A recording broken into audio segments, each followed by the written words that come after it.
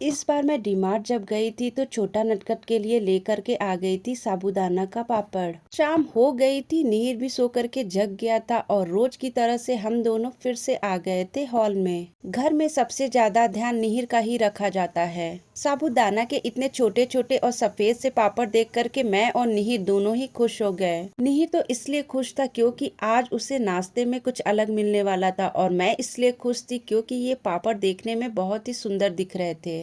जैसे ही मैंने इन छोटे छोटे सफेद से पापड़ को गरम तेल में डाला, ये तो फूल करके बड़े बड़े दिखने लगे। निहिर का अच्छे से पेट पूजा कराने के बाद ही मैं अपना एक्सरसाइज करने के लिए जाती हूँ। अभी मेरे पास टाइम था तो सोचा कि सिंक में जो बर्तन पड़े हैं उनको भी धुल देती हूँ। लेकिन जैसे ही बर्तन धोने के लिए गई, देखा कि पानी ही नहीं आ रहा है। वैसे तो रात में मोटर ऑन हो जाता है जिससे कि पानी हमेशा रहता है, लेकिन कल रात पानी ही नहीं आया था इसलिए मोटर ऑन नहीं हुआ था। मोटर ऑन किया, 5 से 10 मिनट में पानी आने लगा। फिर मैंने फटाफट से इन बर्तनों को साफ किया। इन प्यारे प्यारे बर्तनों को अगर मैं छोड़ करके एक्सरसाइज करने चली जाती तो फिर बाद में आ करके इन प्यारे प्यारे बर्तनों को मुझे धोना ही पड़ता। जो काम मुझे आ करके करना ही है, इसलिए मैं कोशिश करती हूँ कि उनको निपटा दूं। निहिर अपनी लाइफ हॉल में एंजॉय कर रहा था और मैं अपनी लाइफ किचन में एंजॉय कर रही थी। जल्दी से मैंने बर्तन को चमका दिया, सिंक को भी चमका दिया। इसके बाद से जब मैं एक्सरसाइज करके आऊंगी तो थोड़ा सा रेस्ट करने के बाद से अब मुझे सिर्फ डिनर ही बनाना होगा। ऑलमोस्ट मैंने अपना किचन का सारा काम निपटा लिया था।